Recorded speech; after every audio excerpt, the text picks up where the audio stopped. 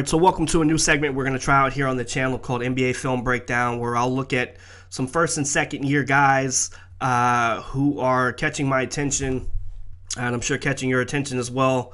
This was an idea that was brought to me by a subscriber that wanted to see a little more analysis on the channel. So I'll try to do these as often as I can in mix with the draft content. Obviously, I know a lot of you are not really concerned with the draft in December, but obviously there are a ton of different prospects to go through their film and quite a few games to have to go through and watch. So that is where a bulk of my time will be spent. The majority of my time will be spent, but I'll try to mix in some different things. And so today we'll try out the NBA film breakdown. And the guy I want to look at is Oklahoma City 2019 draft pick, selected 23rd overall, Darius Bazley.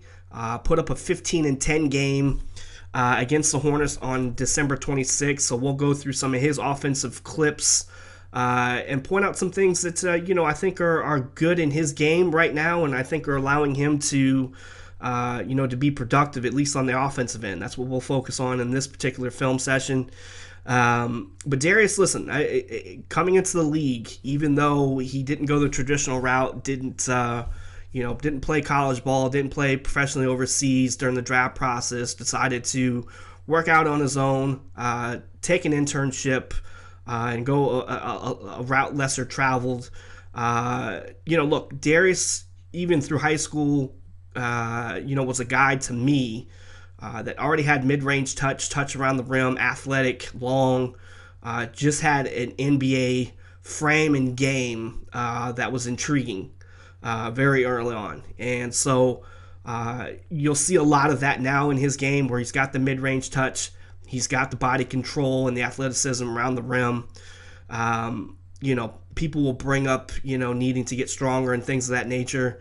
But I think in his case, with the handle that he has, the ability to take guys off the dribble, I think he's fine. I think where he is, as he continues to go throughout the league and put on natural bulk throughout time, I think he'd be fine. For me, Darius is a guy that, I like seeing the touch that he has and the confidence that he continues to grow in. That's important for a young guy, I think. For me, being able to see guys who can come in and automatically off the top just find comfort in taking shots when they're open, I think is a good sign. Even if they're missing, especially when they're missing. If you really think about it, if you've got a young guy who's missing, they could, have the tendency to be a little more hesitant to play their game. And you'll see that out of some of the rookies in the 2020 class if you watch them.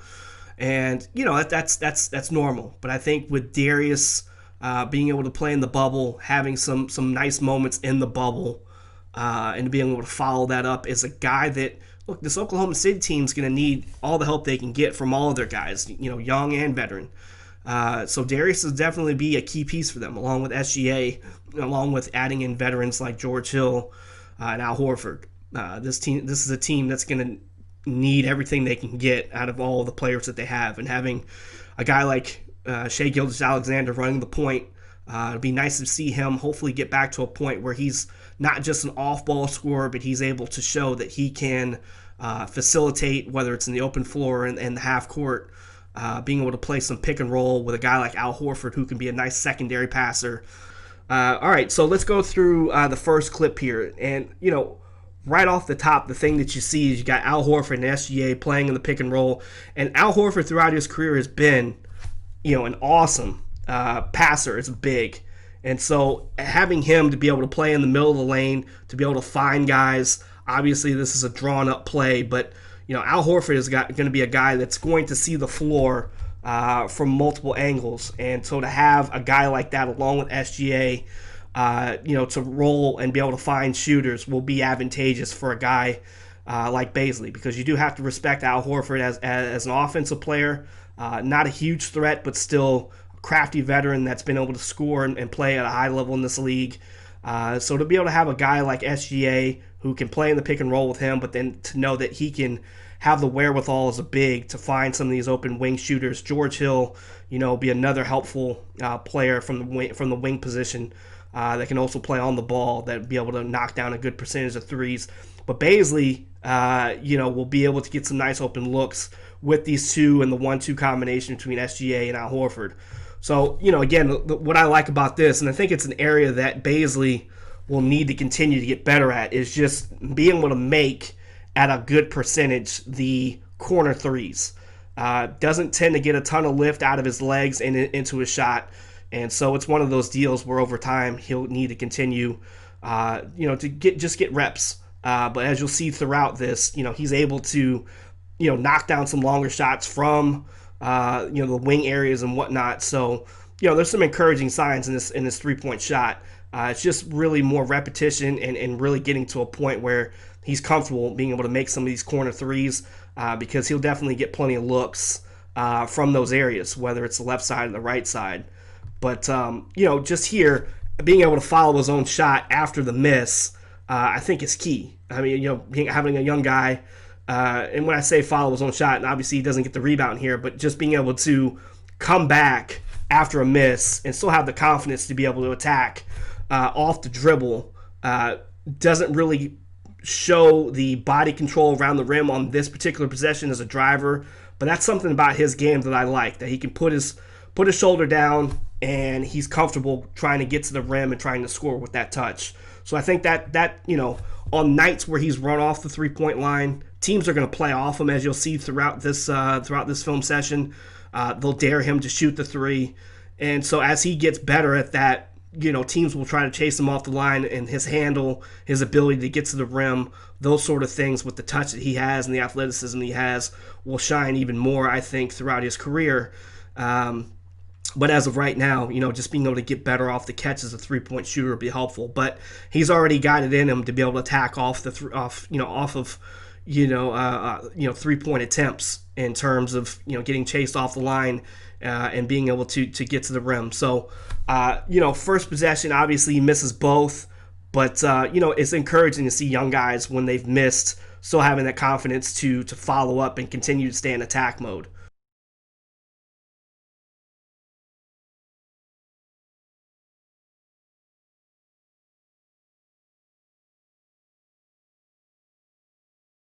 All right, so in clip 2 here, we've got SGA and Al Horford in another pick and roll scenario. This time, Charlotte tries to get the ball out of his hands by having Bismack Biyombo essentially blitz SGA to make him make a decision that isn't him trying to score.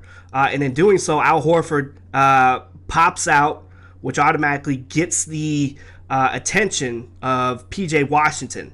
So as Bismack Biyombo is looking to recover back, it gets enough of PJ Washington's attention, who's currently guarding the corner at the beginning of the play, which is Darius Bazley.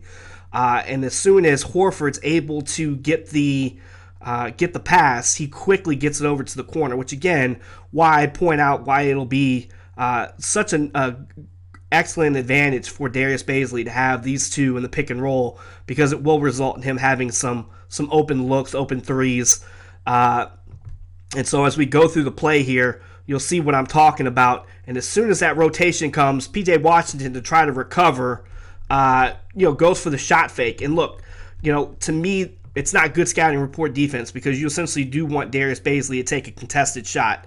He's already a guy that is going to be better off the dribble, and if you give him an open lane like he's going to have off the shot fake, you're basically just allowing him to use his athletic gifts and his touch around the rim, which are some of his skill sets that allow him to score at a high level. So right off the top, PJ would have been better off just closing out without reacting to the shot fake and really just cutting off the baseline. And making sure that Darius Bazley has to make a decision with the basketball, whether it is shooting a contested shot or whether it is trying to get the ball back out to another teammate. But essentially, by going with the shot fake, it opens up Darius Bazley, his ability to be able to attack the rim off the closeout, as I mentioned earlier. And that's where you can see the body control and the athleticism, the ability to finish with some nice touch. So we'll go through it again here. That gets the rotation, Al Horford over to Bazley. And, by the time Gordon Hayward recognizes it, Bazley's already at the rim and scoring. All right, so let's jump to clip 3, and right off the top, this is part of Darius's Bazley game that I like in terms of getting out in transition, whether it's him, getting a defensive rebound and pushing the ball, or just getting out and spotting up, or being able to do what he does here, which is come down, and he's able to get a mid-range look from the free throw line. Would have liked to, see him continue to go through and try to score at the rim, but I can understand the pull up there. And again, as I mentioned earlier, that's a part of his game that he's been confident with, so I can understand his confidence in taking that shot. And I like to see that out of young guys, where they are comfortable knowing where certain spots are there for them and just going with it and taking the shots. So not a big problem there with him taking that shot. Again, I like the fact that this is a guy who can handle the ball on the open floor, but once he gets it back in this sort of situation, he can knock down an open shot in transition, whether it's from 3 or in this mid-range, and he's clearly comfortable taking some of these mid-range jumpers. So, good for him knowing, where his spot is and being able to confidently take that shot. All right, so in clip 4, we get a little screen-the-screener action between Al Horford and Darius Bazley, mixed in with on a sideline here with George Hill. And essentially in this play, we get Bazley, who sits the initial screen just to kind of pop out, and then you get Al Horford to come down and essentially screen the nearest defender to Bazley to give him essentially a corner 3 look. What I like about this play, obviously getting anything involving Al Horford and screening, as I mentioned earlier, with any kind of play where he's able to get in the action and be a secondary passer. As I've mentioned throughout these clips, I think that'll be a huge help to Bazley being able to get open looks. But here, it's just a clever way to be able to allow Bazley to essentially leak out, get a corner 3 look off of essentially a screen. Doesn't go down, as I mentioned, but like I said, with time and reps, these are sort of shots that he'll need to continue to try to make, because he'll definitely get open looks playing alongside Al Horford and guards like George Hill and SGA. So certainly looking for this to be a sort of shot that SGA can get to fall going forward, and I just think that'll take his game and his production to another level.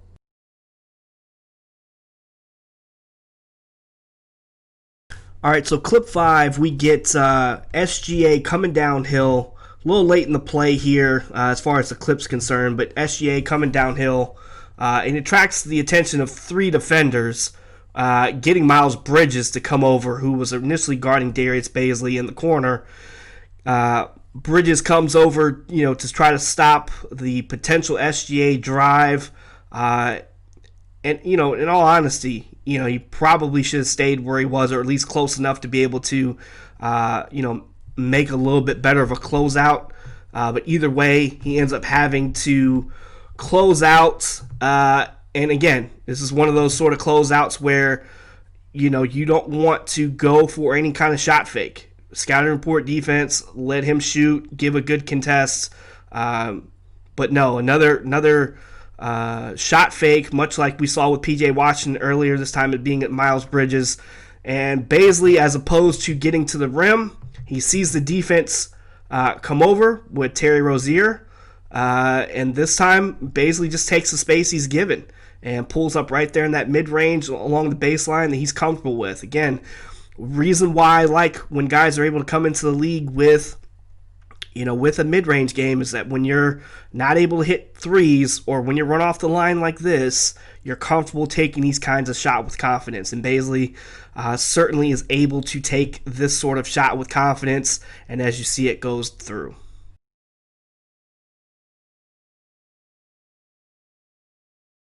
All right, that's going to wrap up this film breakdown with Darius Bazley.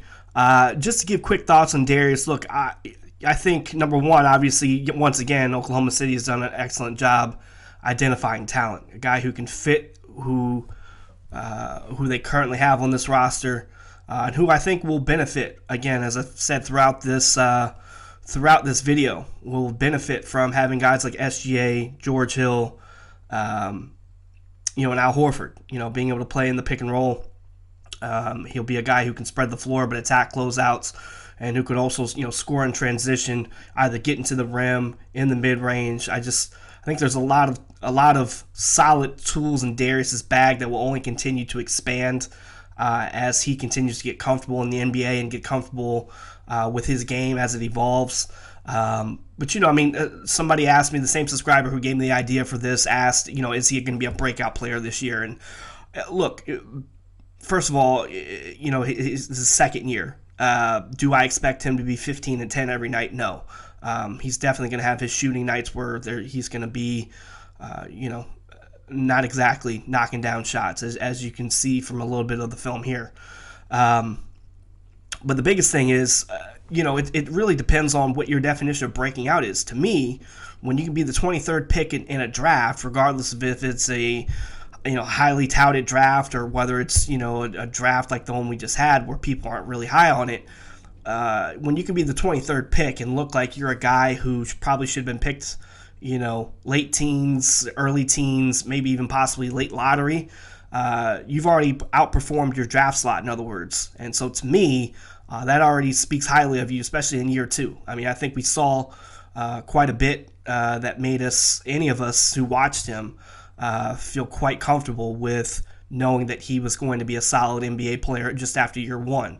So to me, he's already kind of broken out. Now, in terms of breakout, in terms of stats, do I think that'll happen this year?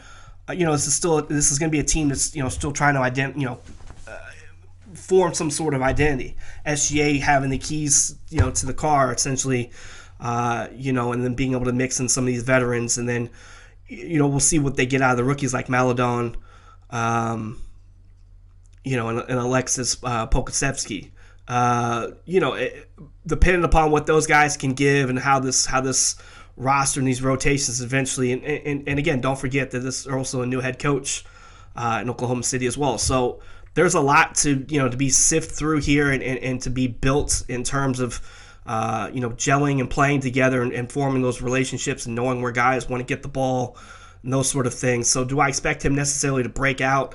Not necessarily, but do I expect him to be take a step up and continue to be a good player, a good rising player for this team? I absolutely do.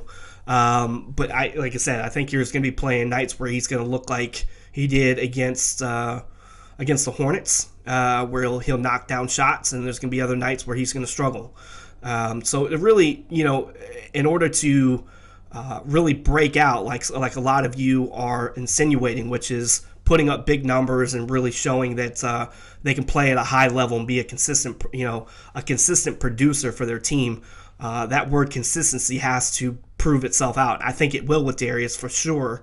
And again, that's just another excellent job in Oklahoma City on identifying a guy who I think will be able to grow within their system and continue to develop and be a good player in this league. So I think eventually, yes, that will happen. Will it happen this year? We'll see. The consistency has to be there.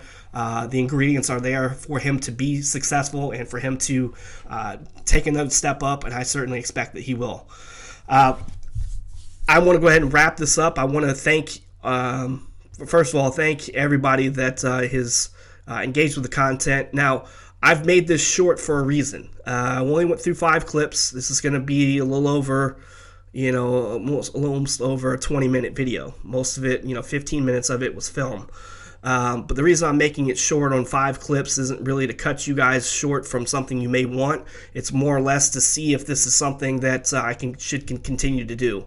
And as I mentioned, the bulk of my attention is going to be on the draft. It always has been, always will be. And my goal really is to give you guys the access. That's been my mission statement for this channel for a long time. But I do recognize the fact that a lot of you are more casual draft folks who just want to see how a player played in college once your team has drafted them. And obviously you're not going to know who your teams are going to draft in December. So I can appreciate the fact that you want a variety of content. So just bear with me as I kind of figure that out and what I'm able to put together. I'm not exactly a master editor. It does take me a little bit longer than probably the average person who does this on a daily basis. So there's that I have to factor in as well. But again, going through the draft process, I look at anywhere from 120 to 140 players every draft process. And if this draft is what everybody's making it out to be, which is a deep draft with a lot of talent, then I'm going to want to spend even more time going through the film and really making sure that my opinions or my thoughts on players are solid. And I just ask that those of you who are along for this ride, along for this YouTube journey with me, will respect that. But I'm always welcome to new ideas. And thank you to the subscriber who gave me this idea. So if this is something that you like, this is something you want to continue to see, I can't promise that it'll be a weekly thing or anything like that right now. But I will try to make it more regular, dependent upon the engagement. If I'm seeing a lot of comments or likes or those sort of things, then that gives me the indication that this is something that you can continue to do. So if you feel that way, and that's something you would like me if this is something you'd like me to continue to do, then I would just simply ask that you leave a like, share the content as always, comment, just whatever you can do to indicate that you enjoy the content. That is certainly helpful in letting me know that I'm going in the right direction. All right, so that'll wrap up this film session. Certainly am high and encouraged by what I've seen from Darius Bazley throughout his career, and I continue to be highly encouraged, and I think he will be a player that will be a nice addition for years to come in Oklahoma City. Thanks so much for watching this edition of Film Session. We will see you on the next edition coming shortly. Take care.